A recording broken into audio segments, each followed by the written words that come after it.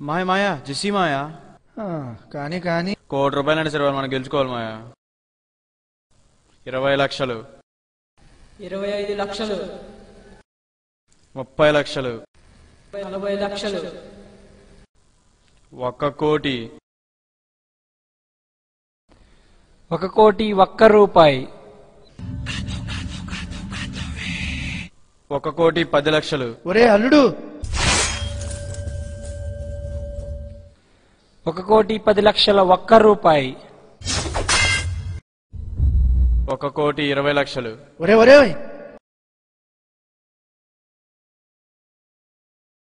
1 కోటి 20 లక్షల రూపాయి.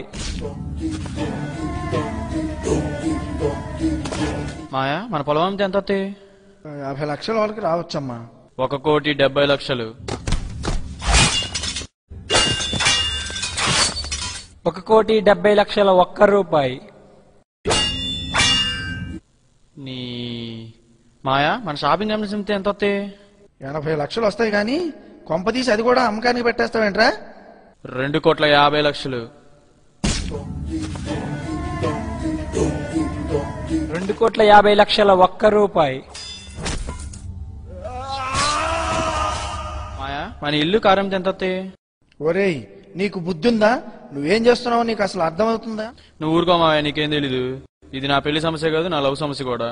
నువ్వు చెప్పకపోతే నేను చచ్చినట్లే. ఒక 50 లక్షలు వస్తుంది నాయన. 3 కోట్లు,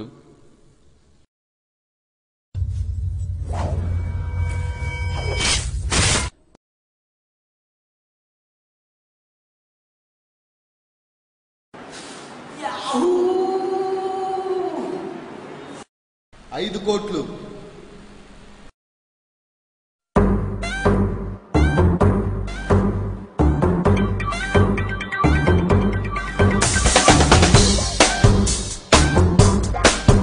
5 కోట్లు,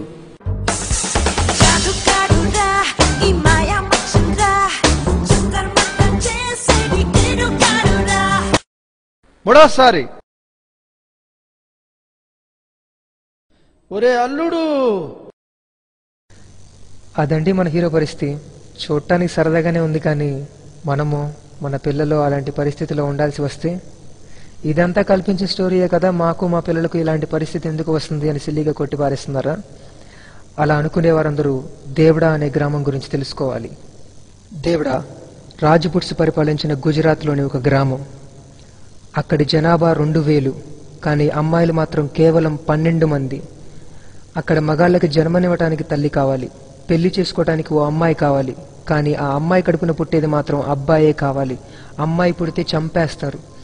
ఆ ఊళ్ళో ఆడవాళ్ళంటే తల్లులే, ఆడపిల్లలు లేరు. ఆ ఊళ్ళో 1890లో ఒక అమ్మాయి పెళ్లి జరిగింది. ఆ తర్వాత 108 సంవత్సరాలకు మళ్ళీ 1998లో ఒక అమ్మాయి పెళ్లి. మళ్ళీ 10 సంవత్సరాల తర్వాత మొన్న మధ్యన ఇంకో అమ్మాయి పెళ్లి జరిగింది. ఈమె, తన పేరు షగున్ సింగ్. ఈ పరిస్థితి కారణం ఆడపిల్ల తీసుకెళ్లేదే కానీ తెచ్చేది కాదు. అలాంటి దాన్ని కనటం పెంచటం అనవసరం అనుకునే అక్కడి ప్రజలది. ఎక్కడో ఉన్న దేవుడా గురించి మనకెందుకు అనుకుంటున్నారా? మన సంగతి చూద్దాం. 3వ ఆడపిల్ల పుట్టిందని గొంతు నులిమి చంపేసిన తల్లి ఒక చోటుంటే ఇనుప చెవుతో పొడి చంపేసిన తండ్రి ఇంకో చోట. మన ప్రకాశం జిల్లా వాళ్ళే. ప్రేమించట్లేదని చంపేస్తాం. ప్రేమ మరీ ఎక్కువైతే ఆ అమ్మాయి ఫ్రెండ్ పైన యాసిడ్ పోస్తాం. ఇంకా ఎక్కువైతే ఆ అమ్మాయి తల్లిదండ్రులను కూడా చంపేస్తాం. గత 5 సంవత్సరాల్లో ప్రేమించట్లేదని చంపేసిన కేసులు ఎన్ని చూసుంటాం. శ్రీలక్ష్మి, ఆయేషా, స్వప్నిక. ఈ స్టైల్లో మాత్రం మన ఆంధ్రప్రదేశే ఫస్ట్.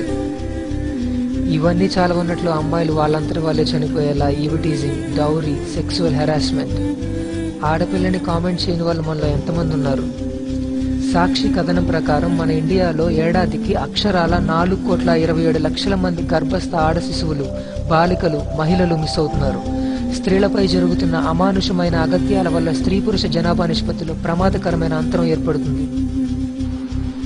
ఎన్టీవీ రిపోర్ట్ ప్రకారం 2009లో వరకట్న వేధింపులకి చనిపోయిన ఆడవాళ్లు 219.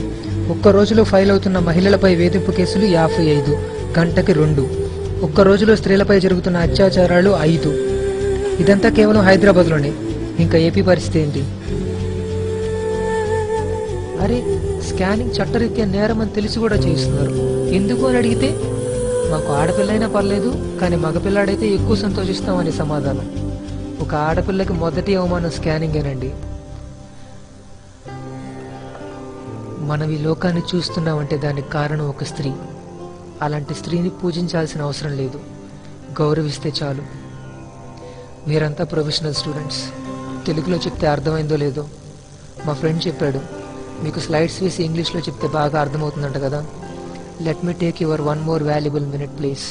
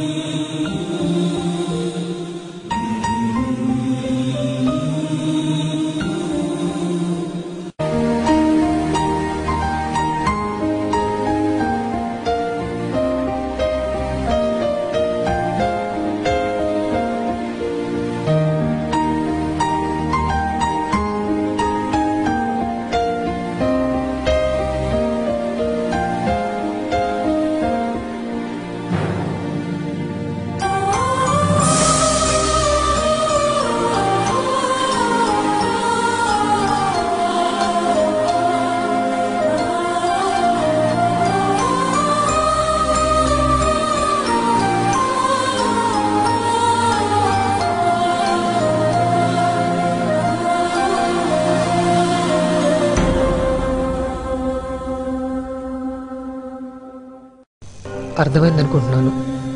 దేవుడు కాలానికి రివర్స్ గెరిచుంటే బాగుండేది కదా. కాలంలో వెనక్కి వెళ్ళి వేధింపబడిన చంపబడిన స్త్రీలకు ఆ దుస్థితి కలుగకుండా చేసేవాళ్ళమేమో. కానీ ఆ ఛాన్స్ లేదు. అట్లీస్ట్ ఇక నుంచి అయినా